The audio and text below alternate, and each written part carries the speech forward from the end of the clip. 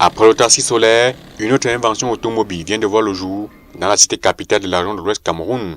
Dans ce garage de fortune au quartier de l'Enceinte, à Bafoussam, le jeune Cédric Joël Simen, âgé de moins de 30 ans, a réalisé le tout premier véhicule 100% camerounais fait à la main. Avec ses collègues du garage, il soute, réajuste les imperfections du véhicule. Autodidacte et ayant achevé ses études au CE1, tout part d'un rêve, ensuite le dessin du véhicule sur papier.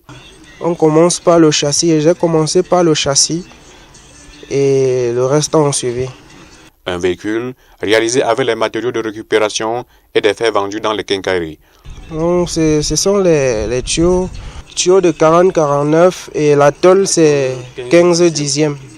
Ouais, donc c'est ça que j'ai conçu avec des tubes carrés 25 par 2, voilà.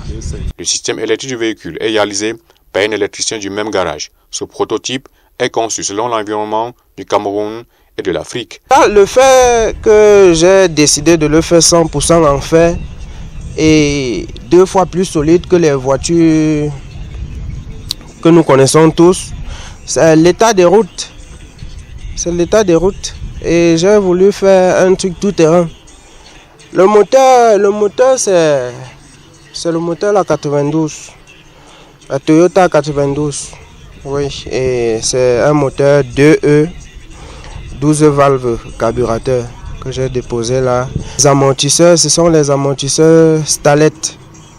Les amortisseurs Stalet et le moyeu complet est toujours Stalet.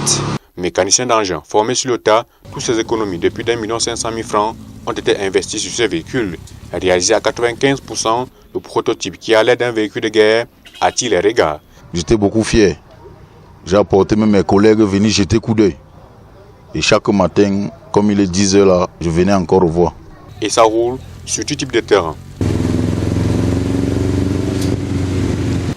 En agglomération, pas de distinguo entre les véhicules classiques. Cédric répond là positivement à l'appel du chef de l'État qui demande aux jeunes d'oser et de prendre les initiatives. Que des génies au Cameroun, le gouvernement doit canaliser et encadrer ses ressources pour l'industrialisation et l'émergence de notre pays.